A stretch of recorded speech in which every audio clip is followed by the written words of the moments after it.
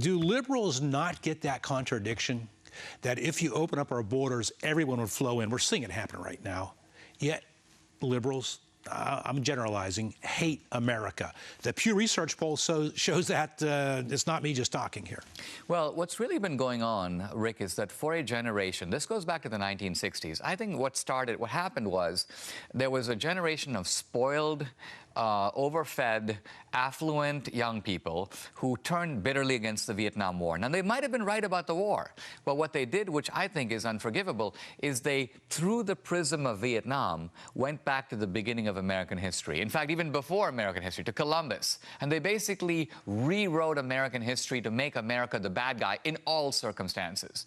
Columbus was a rapist and a slaver.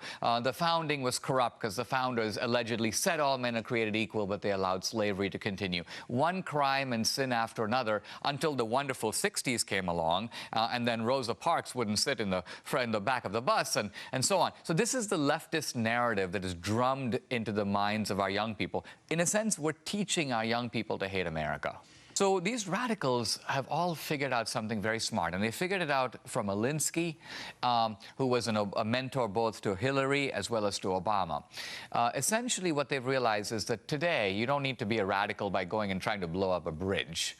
You're more effective if you basically become an elementary school teacher, or even more important, you write the textbooks that are taught in the schools and the colleges. You're kidding me. And so Bill Ayers, I just saw him recently. I'm like, what are you up to? He's like, oh, well, of course, I'm writing a textbook that's for young people to, give them a new interpretation of how they understand American history. And I'm like, really? The guy who bombs the Pentagon, who does the Bin Laden thing, he's writing textbooks for our kids. And the point isn't just that he's doing that.